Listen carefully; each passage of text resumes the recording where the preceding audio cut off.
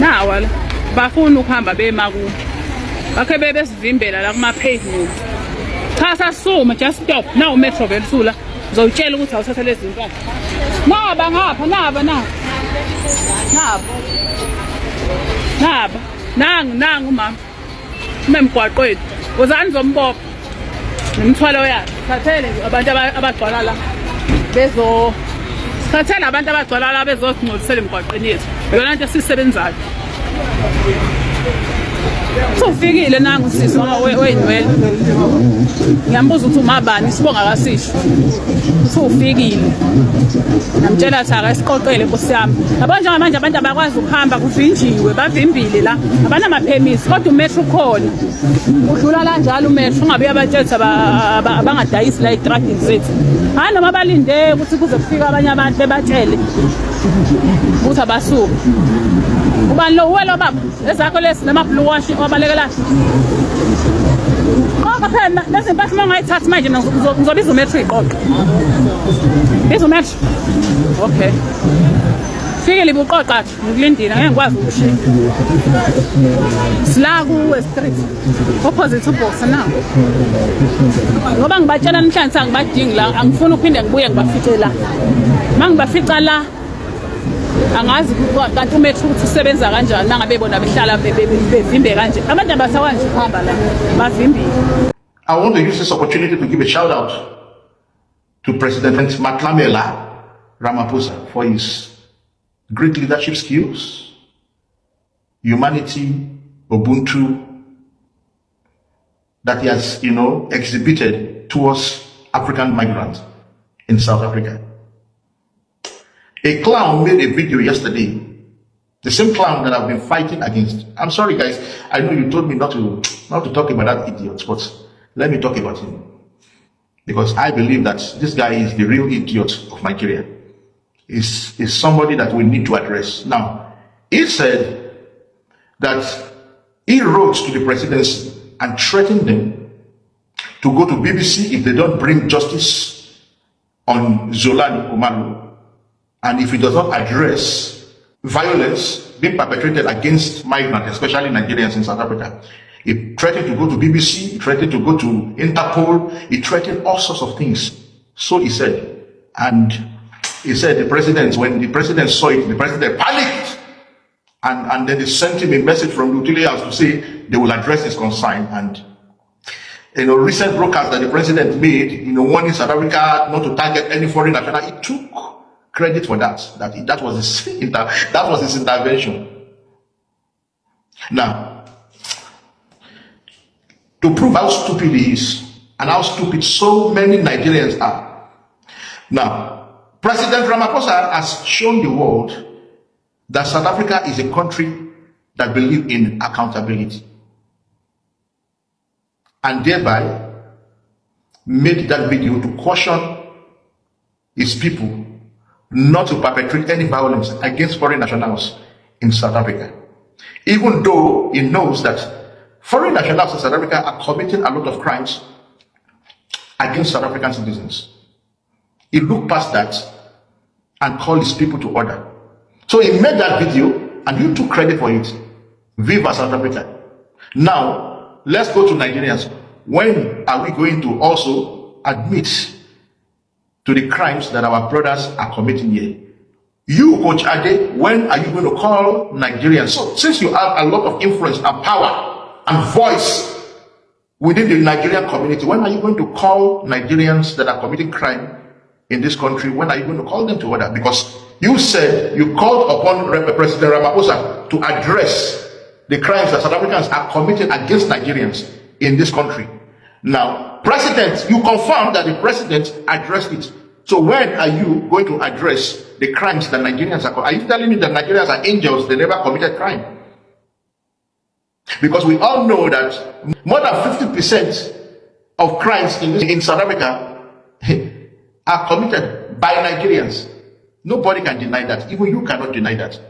So all those crimes, when are we going to have a family meeting to address them?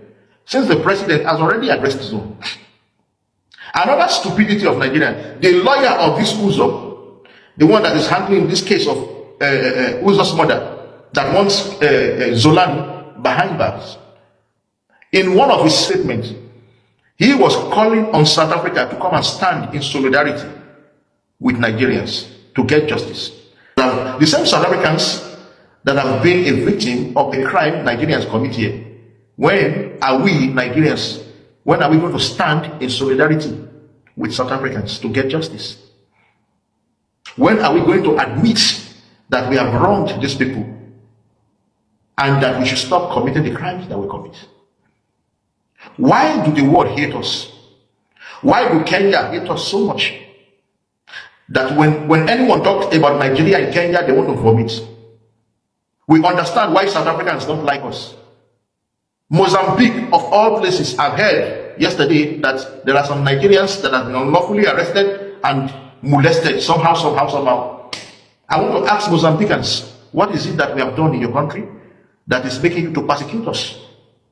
I would like to ask Ghana. We are brothers. I mean, you are just in our backyard here. So what is it that makes you to hate us so much that you don't want us in your country? And what can we do to keep staying in your country, because we don't have a country? Dubai, why did you stop issuing visa to Nigerians? What did they do wrong? Why not other African countries? I want us to answer this question. I want us to do some self-introspection as Nigerians. Why are we the victim of the world? Is it that we are angels who don't do anything for wrong? Why do everybody have to be right about us? We are the only ones that believe our story. No other person can back our story up. We are the only ones that believe we are always right. This is a question for all of us. Nigerians, I'm not insulting you people today. I'm unprovoked. I'm calm. I want to know that I carry your matter in my head. I can't sleep. This is a question I woke up this morning asking myself. The reason illegal immigrants and undocumented immigrants from Zimbabwe, from Nigeria, from Ghana, from Europe, from everywhere in the world come to South Africa, and they will not leave. No matter how many strikes, no matter how many march, they will still be here. It is because of the white power structure, and that is the South African government. That is the white power structure. It is the one that come and employ these people. They are the ones that allow these people to come here undocumented. But if you can go to as a South African to another country undocumented, you are going to be stopped from the airport. But here in South Africa, the white power structure allows that. And you want to know why? It is because they want these people to take each and every right that black South Africans have. They took black South Africans' economy. They are going to the schools. They are sending their children to public schools. And you want to know why? It is because they can be deported. Let the black immigrants that are undocumented do something about the white power structure, oppose something about the white power structure. They are going to be deported same time. But where do you deport a black South African? They cannot deport us. That is why they must make us to suffer. That is why they send drugs to pacify us. They give us alcohol to pacify us. They give us social media to pacify us. But they do not give us the books. Libraries are closing in South Africa, and a lot of black South Africans are not even aware of that. They are not even aware that black history is being taken out of libraries. Go to library and see how many books you'll find of Steve Biko. Go to library and see how many books you will find that will tell you about apartheid and its brutality. Very few books you will find if you go to library, because they are being taken away, and then they give you smartphones, and then they give you all of those things because they want to pacify your mind and make you as ignorant and as stupid you can be, so that you will not be a problem to their agenda of not empowering you as a black person. That is the white power structure. South Africans, the battle to send illegal migrants back to their home countries is fast gaining momentum. And politicians are beginning to realize that they are powerless to stop this trend. That the days of using insults and threats to silence people are over and done with. The battle is going to be won, not only for South Africans, but also for the people of the entire African continent. My heartfelt prayer is that this battle will be won without a single drop of blood being shed. So, even in the face of extreme provocation and insults. I urge South Africans to not lose sight of who our real enemies are. Illegal immigrants are not our enemies.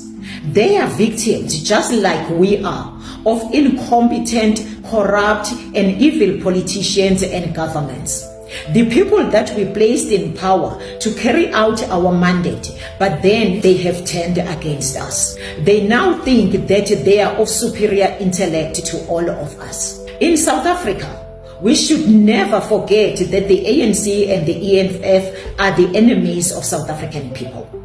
It does not matter what they stand up and do at this late hour. We must not be deceived by the sudden flurry of half-hearted activity against illegal immigration. We must know that the leopard never changes its spots. Over the past 30 years, the ANC has behaved towards the people of South Africa like an abusive spouse. South Africans, the only way to deal with an abusive spouse is to pack up your bags, leave, and never look back, because we all know how the story ends. For the sake of our future generations, South Africans, bury the EFF and ANC deep under the ground and ensure that the memory of them is permanently erased from the minds of all South Africans.